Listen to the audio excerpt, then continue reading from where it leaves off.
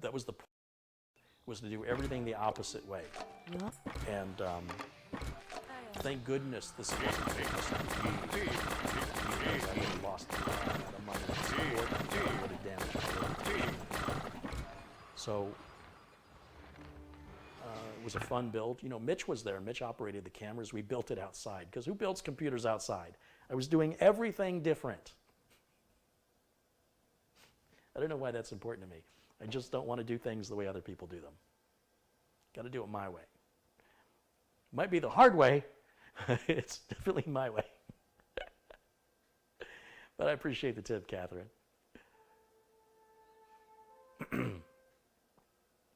I do want to use 3D. I really don't want to pull the board. Yeah. It puts so much time and effort into it. It just...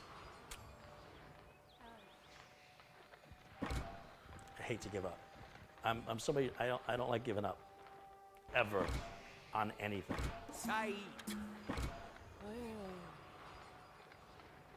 Mike Danes contributed $5. He says, "This is a great video. Have a nice, cool bottle of Coke."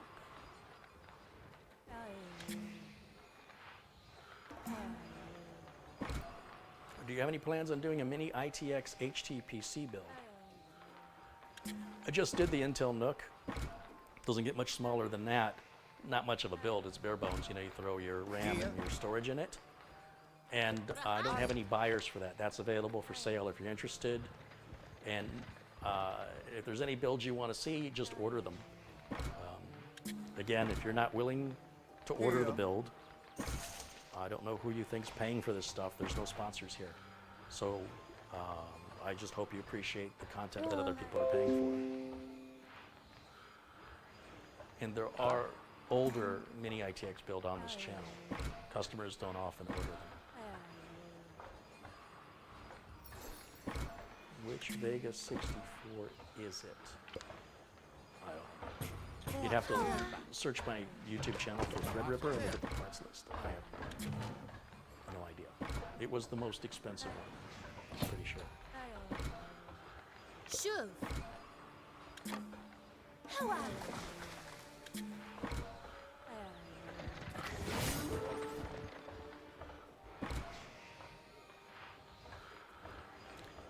36 pounds says 8 years is only 416.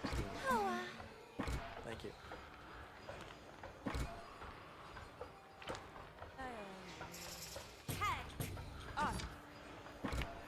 Mike wants to know if I've checked out the Intel Core i7 1065 G7.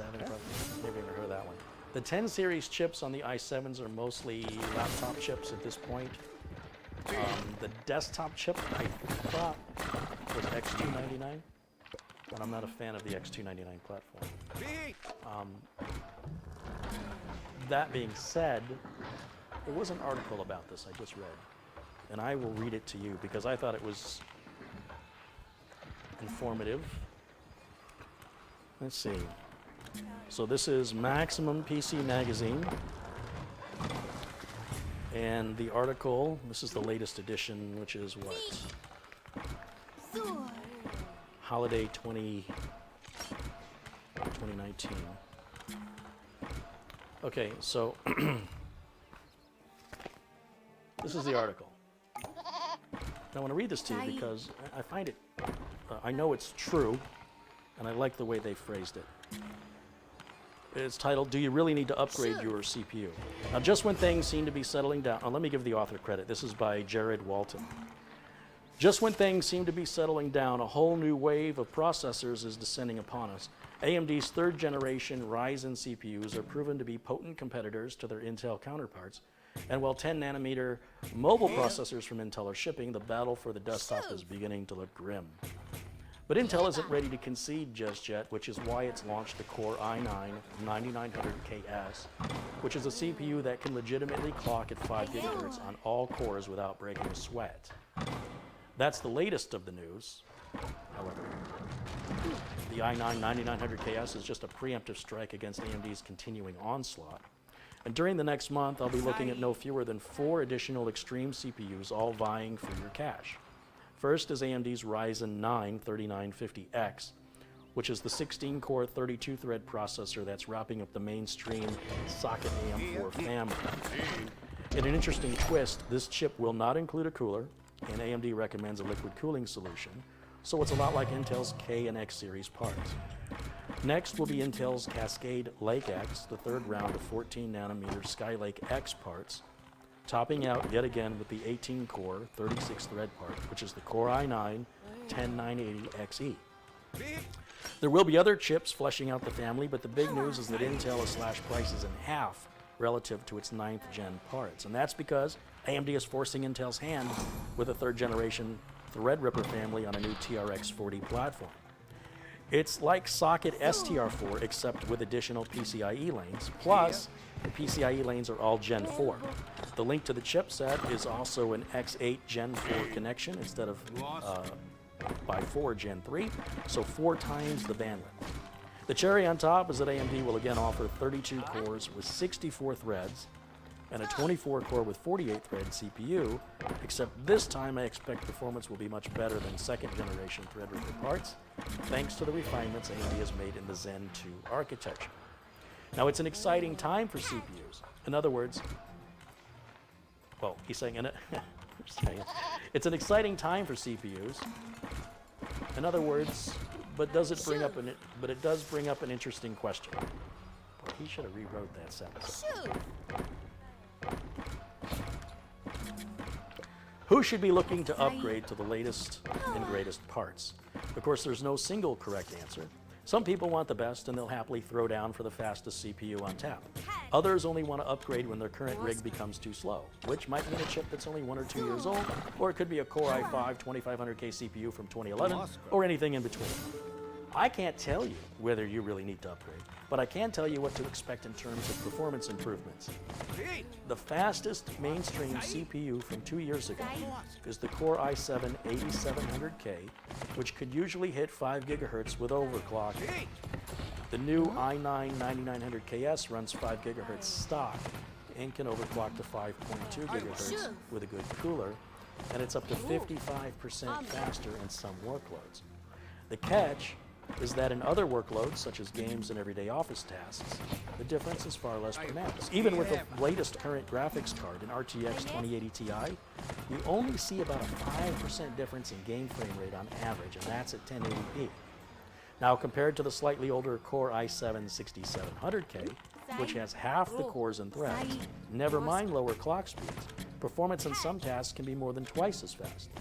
But gaming performance, it's still only about 15% faster on average. Even going back to a Core i7 4770K won't really put the hurt on gaming performance. The i9 9900KS is nearly 50% faster at 1080p Ultra, but only 10 to 15% faster at 1440p Ultra, which is what you'd likely be using if you're using such an, you probably have an extreme GPU if you're going with an extreme CPU. But for the subset of users who always want more CPU performance, hang on to your wallets, because Intel may have changed its prices on its high-end desktop lineup and cut them in half, but AMD is filling the gap. The 24-core Threadripper 3960X is going to sell for $1,399, while the big behemoth 3970X from AMD will take over Intel's former $1,999 stomping grounds.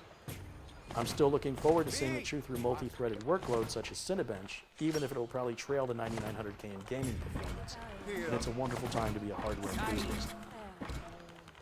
So whether you need to upgrade, is it worth getting this chip or that chip? These core speeds are mostly settled down for the last 6 years. I've got client machines that I'm upgrading strictly to get them into NVMe M2. You know, the motherboards, the Z97 boards, don't have it. At least the ones that this client has. Systems are still perfectly fine. I just want to see them, faster and bigger storage. And the systems are 5 and 6 years old. It's time to replace them in the office. If you're a gamer, you're not really going to see much difference. You know, put your money into your GPU. A lot of it depends on the game and the settings. But I like that that's not coming from me, right? That's coming from a journalist, and not just any journalist who reports on car crashes and weather and computers, but they only do computers. So I appreciate their perspective and the balance that they have. And I thought there was another article in here regarding.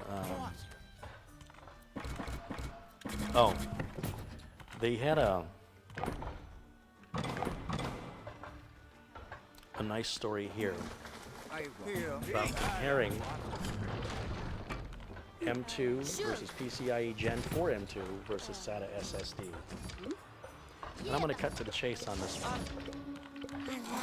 There are arguments to be made for each type of solid-state drive. PCIe Gen 4 provides blisteringly fast transfer speeds. SATA is cheap and effective. PCIe Gen 3 occupies a comfortable middle ground. So for that reason, Gen 3 is the winner. It's the best of both worlds, providing speedy transfers at a reasonable price. Unless you're really on a budget, it's not hard to recommend M2 drives to anyone planning an upgrade or an entirely new build. Gen 3 M.2 SSDs are plentiful, not too expensive, and provide huge performance boost over SATA drives.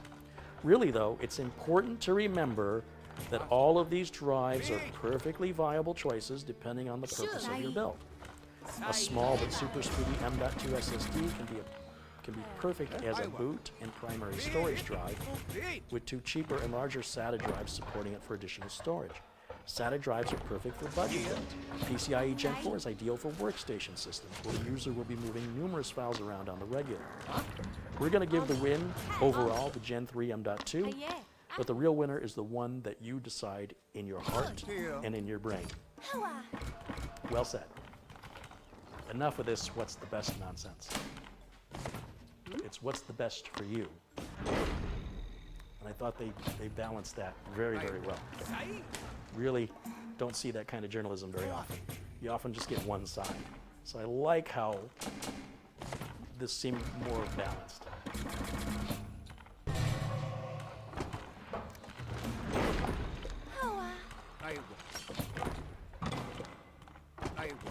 Steve Devine's contributed $5. He goes, here's a little bit more for today. Keep up the great work.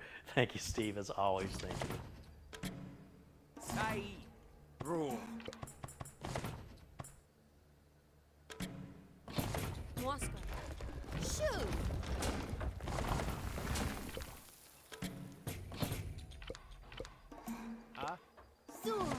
Good to make quick tip videos of those articles. Well, hopefully my sister will see that. She does all the quick tips videos. Carrie, have you built inside a Corsair 680X case yet? No, I don't believe anybody has ordered one from me. Coming up on the next build after this one for Mike, I've got the Be Quiet Pure Base 500 in the windowed and non-windowed version. I'm going to compare the two. $10 difference. In the windowed version, I'm going to go all RGB. Not for me. Somebody wants it that way.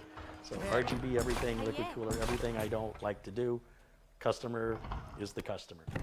And in the non-windowed version, I think I'm going to put together a nice business machine similar to Mike's rig right here, but it'll be a Pure Base 500 case, non-windowed version. Snipe685 says, thanks for all the information. I just ordered parts for a new system. My current run's been running for about 10 years now. You have helped me replace it. Check PayPal. I sent a little that way. Hey, thank you, Snipe685. Did you build the system from 10 years ago, or is that already built? I'm just curious.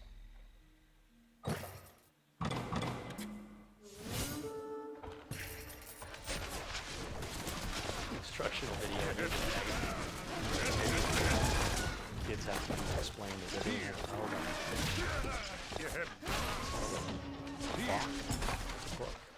How do you turn it on? Turn to the batteries. What's the volume?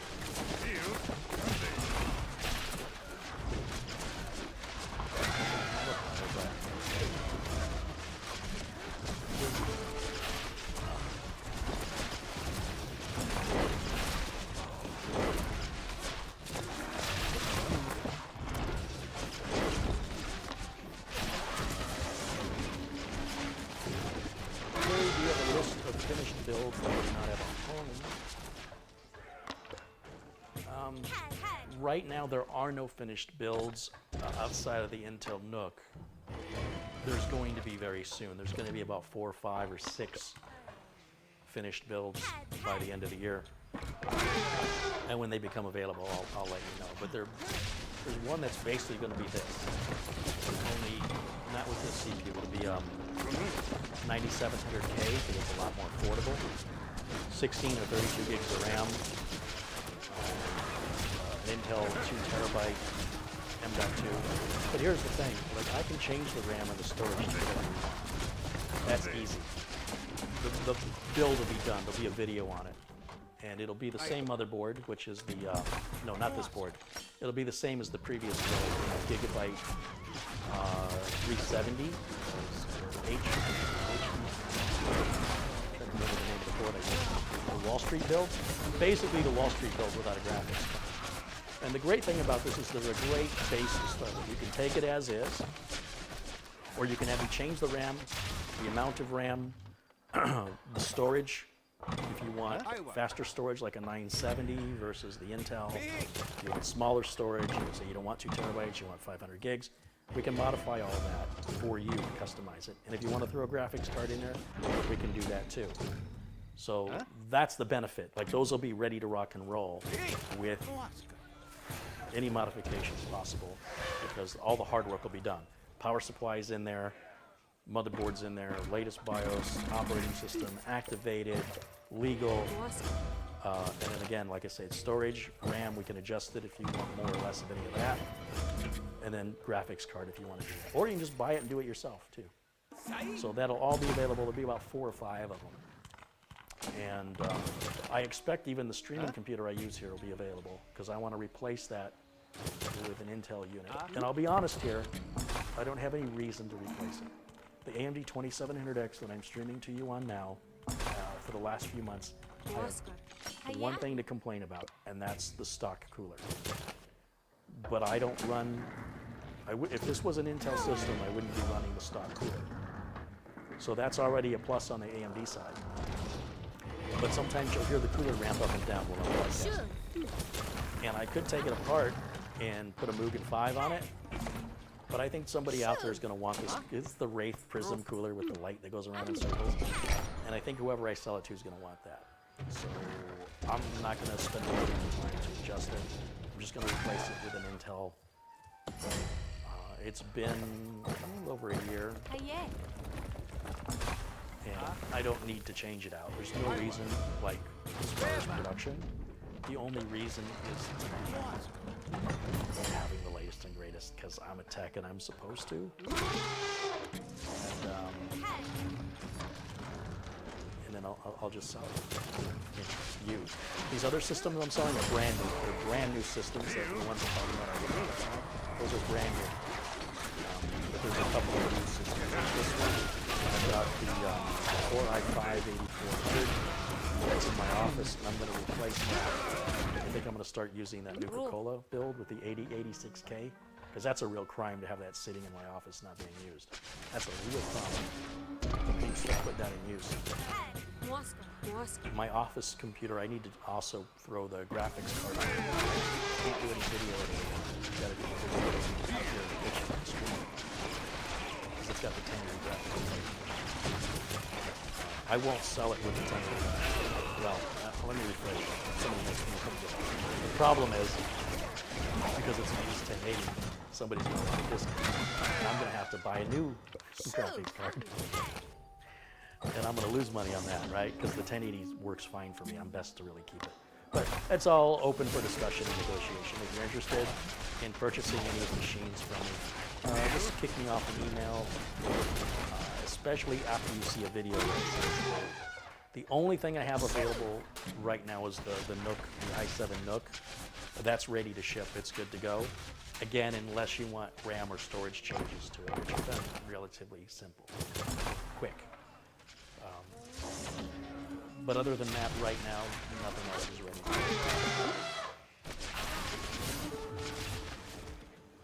Hey, Mitch Morrison joins us. Hey, Mitch. There he is.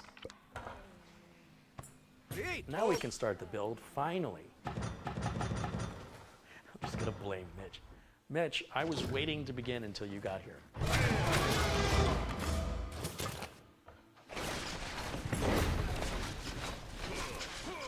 Luke Greeny. Hey, Luke, how are you? Bob Wilson.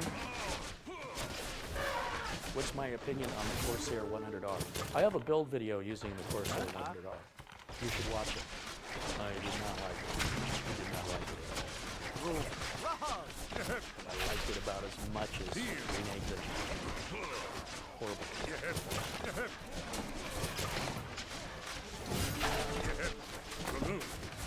Bill Bowers contributed $5. He says, hey, I'm a little late to the show, but I wanted to show you my support. Hey, thanks, Ferguson. I've just been chatting here for the last 2 hours. You haven't missed anything.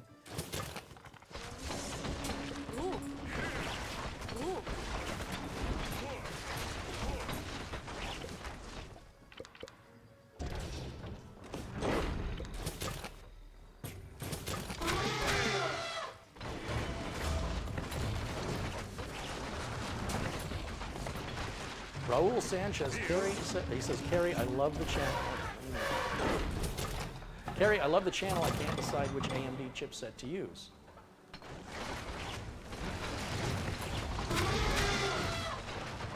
You should match the chipset with the CPU. What's going to take advantage of the CPU? Just because a CPU works with a chipset doesn't mean it fully takes advantage of it. It imports to your gag. You gotta be planning on overclocking or no? How many PCI Express lanes does it offer? How many M.2 slots does it have? How many? You're gonna want to put graphics cards in SLI. You're gonna want to put 2 graphics cards. You need a sports outside. So all that has to weigh into your consideration. I don't know what to say. I do know that when you buy a super high-end chip and you pair it with a low-end chipset, you've just wasted your chip. So just because it will work doesn't mean it'll work optimally. It doesn't make any sense. You buy the right chip for the chip. Yeah?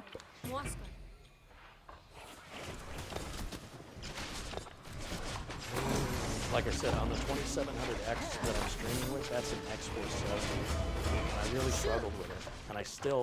And I want to reiterate, the last time I tried to get NVMe performance out of this, it was performing at about half speed. And I've got a video detailing. I did all the, whatever you're going to suggest, I did it in the video. All those tests, and couldn't solve it. And I'm wondering now, if through the latest BIOS updates and driver updates, if that issue is resolved. I got so ticked off because I spent all this money on an NVMe drive and I was only getting half of the performance I was supposed to get. And then I said, well, it's a streaming computer, it really doesn't matter. So I just put a cheaper SATA on it. I need to test it because that's an important part. Image it with a honest NVMe drive. The NVMe drive when we run the test, if I'm still back at those same speeds, it was up. It's part of the reason I want to take it out. On the other hand, I don't like to give up on things. I don't like to have a problem unsolved. And there's a little part of my, well, a big part of my brain that's like, do it. You gotta know, you know? It doesn't matter if you're gonna sell it. You've gotta know, is it working now the way it's supposed to? Because everything else that I was having problems with is now working. Maybe that's working now too. But ultimately, even if it's working and I believe it's swapped out to NVMe, there will be no real world performance difference for me. It's still going to stream at the same frame rate. It's still pretty much going to boot in the same amount of time. OBS, might load a couple milliseconds faster. And when I render videos, maybe they'll render a little quicker, but I'm not doing much of that anymore. I've offloaded 99% of that.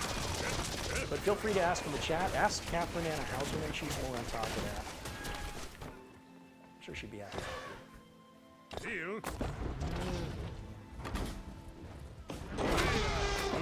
Huh?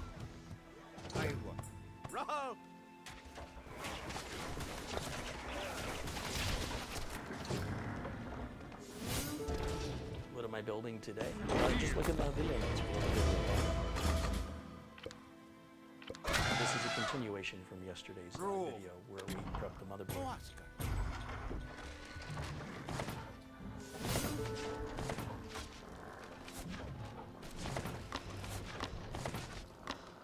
Bordura Catalan says hello. He says, I missed some contribution. Uh-oh. Let me go back and take a look.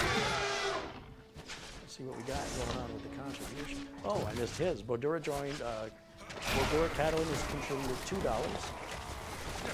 says YouTube annotations for interactive web video are dead. Well, they're not annotations. I never use annotations anyway. They're links. Kind of the same thing, really. But instead of having text to click on, it's a picture. And that works well. Sure. Let's see, there was Mike. Tony Anderson contributed $9.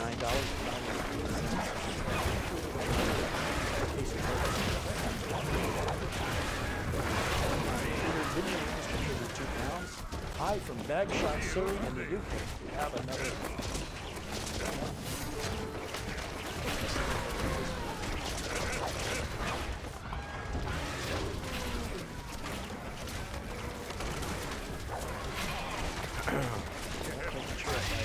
Chris Jones contributed $10. Merry Christmas, everyone. Thanks for the videos, Carrie, and for introducing me to Moving Fun. Brendan Mooney contributed £2.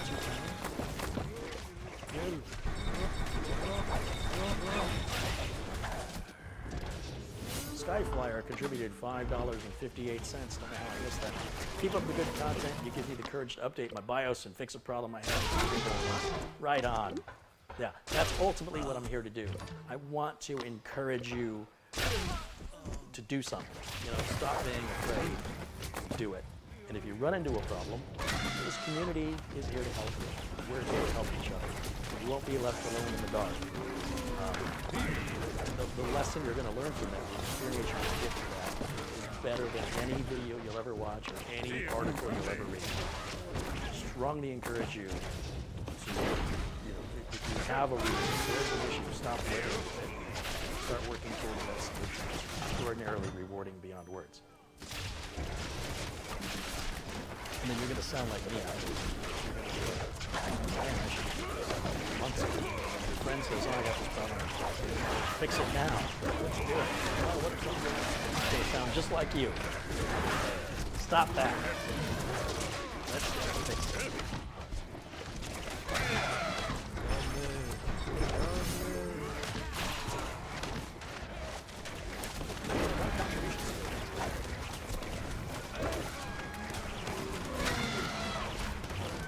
Jim Innes contributed $5 and says, here's another $5 for a box of treats for Lyle and Jim. It's almost dinner time. I should probably get some more. What is my favorite classic FPS? Well, initially it was Duke Nukem. That was the first time I set up a network. It was 10-base T. And that meant it was a round coaxial cable. You had to run it in one computer through a T adapter, and then out of that computer into the next one, and out of that one into the next one. They were all in series. Then you terminated the last one. That was the first time I ever set up a network. It was just in the house. I didn't run the cables in the walls. I thought I was a senior guy. I streamed the cables first. I had 3 computers, invited 3 friends over. One was in one bedroom, one was in another bedroom, and I was in another bedroom. We're all yelling at each other. It was good times. And then it was, because I think before that, it was a little blocky, graphics-wise. It was fun. And then Duke 2 and Duke 3. But Duke Nukem, the graphics were decent. And then my worst addiction was probably Unreal Tournament. Like that was everything. And I was really good. Don't get me wrong, there's always somebody better than me, but I was good. And I enjoyed camping. I enjoyed just kind of stand next to a doorway, and somebody runs in, shoot him in the back with a flat cannon. Or like in November, the name of the level was over by the submarine. There was a way you could jump up onto the ledge over the ceiling and lean up against the wall and look down at your flag. And as your enemy came down with your flag, the flat cannon would bounce off the walls. Some people didn't like that. They thought it was cheating. So the game lets you up there for a reason, And it's not, you have no defense. There's nothing for me to hide behind if somebody's shooting at me. I'm very vulnerable. So it's really but that was one of my favorite things. I never got enough of that. really, really, really enjoy hours of my life.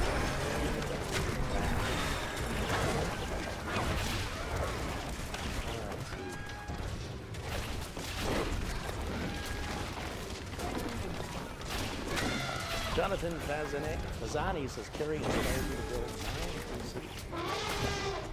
what you got?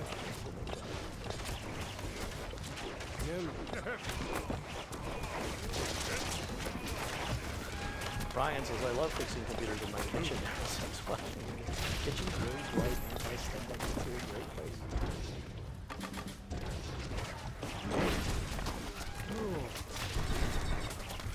Can anyone explain the difference between the 2070 and the 2070?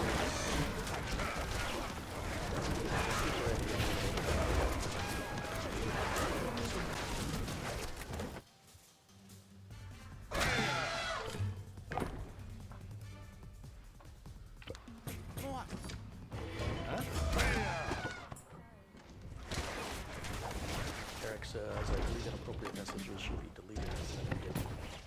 No. There's no option to delete it. Either hide it or well, I guess you can remove the message altogether.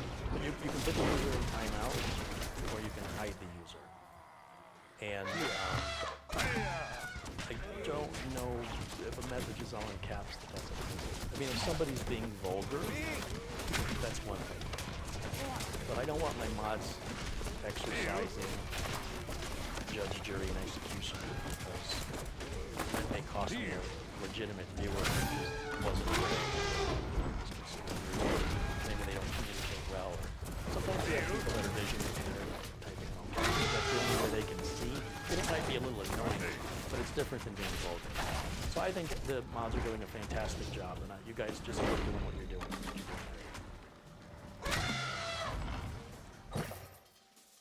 But where you got like once in a while, you know, you do a bunch of kills in a row.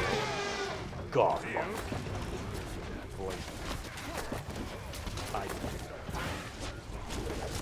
no, it wasn't that good. But a couple times. In fact, I made a mix CD that I could play in the DVD drive of all heavy metal music. A group called Prong. Snap Your Fingers, Snap Your Neck. It's a great song. Anything by 9 Inch Nails. That stuff. Load up Unreal Tournament or Duke. Go crazy. Good time.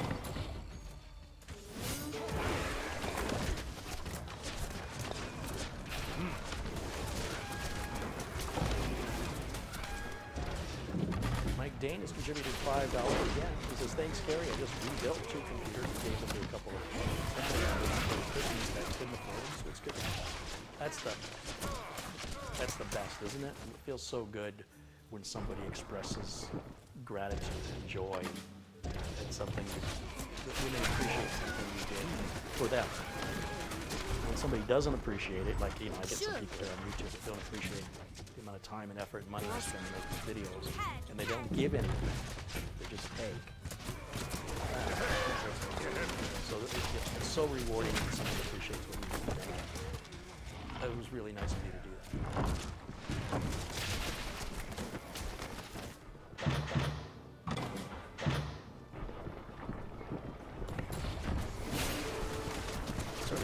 Sasquatch is recommending to Steve to check out the Nexus YouTube channel.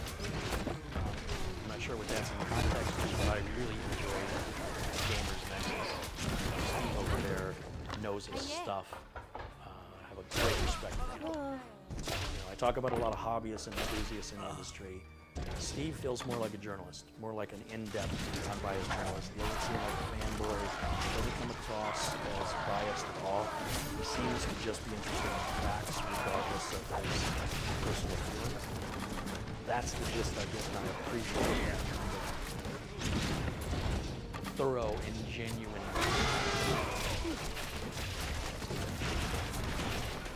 distribution of knowledge. I'll really respect that.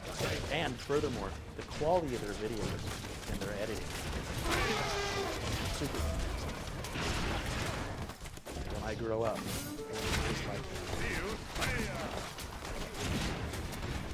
don't grow that long. But yeah, if you aren't subscribed to Gamers Nexus and you like technical information that's not leaning towards Intel or AMD, but it's more level, I think they're an excellent resource.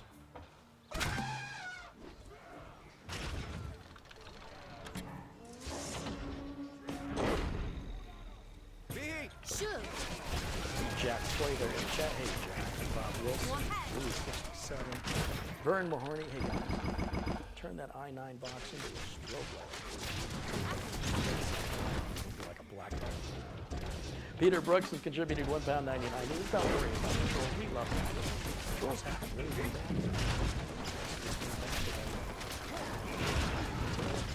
One, really.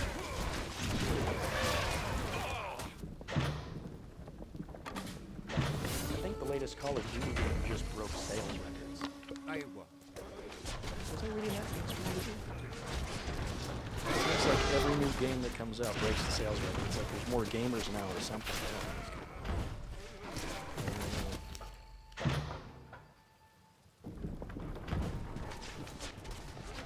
Electronic Arts is back on Steam. Yeah.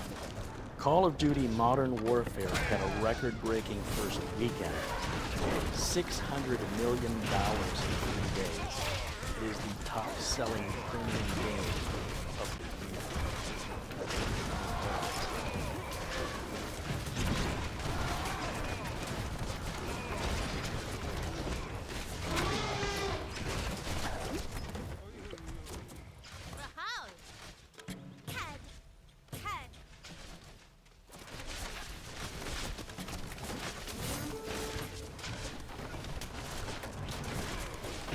Says, I know troll, I can just come off sharp. Well, you know what, Mark? I'll make you a moderator because I'm the same way. And if I know your name is in blue and you come off sharp, I still know, because I won't remember in the chat. So if I know your name is blue, then I can take what you say and sort of a positive.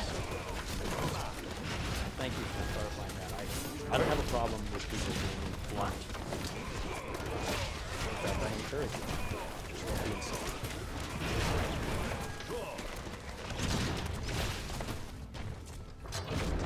Gary, do you consider getting a CompTIA certificate?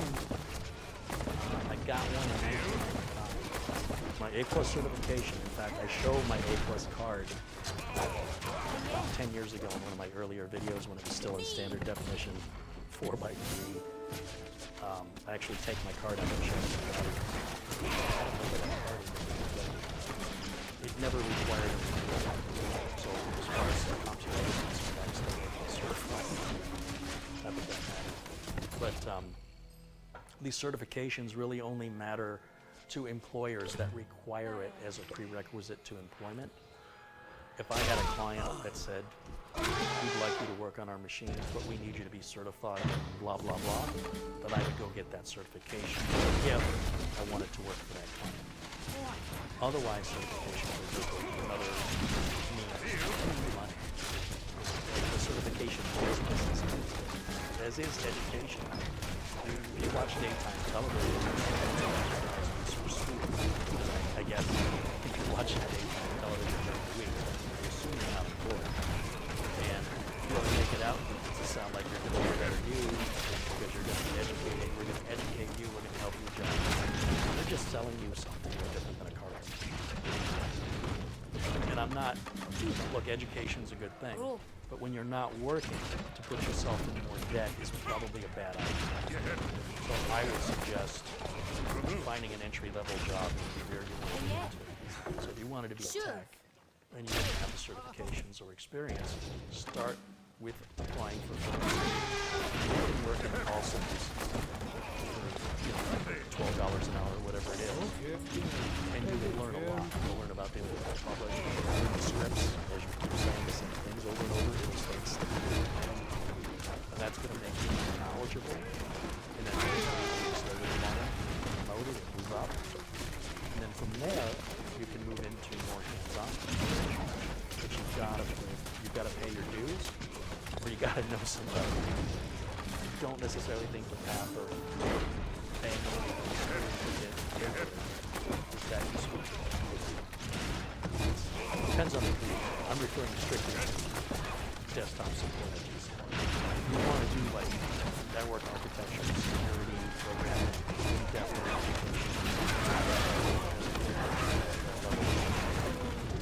But I would say if you're really ambitious, you don't take any tech job you can get, you go to school, paying for school, then you work at home. But that way, a couple of years time, you'll be earning a lot more money. So you've got to put that hard work in and get it out of the way. Right? Otherwise, you just stay in a help desk and try and grow internally.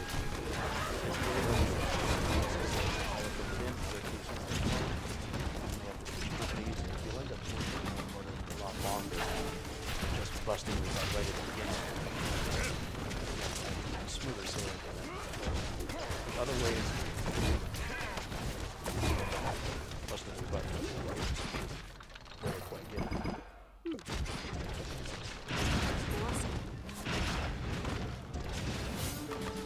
$12 an hour for working at a call center? That's ridiculous. Is that good or bad? My friend worked at a call center here in Arizona for Apple, but it wasn't Apple. It was a company Apple contracted to, and he never showed up late. Very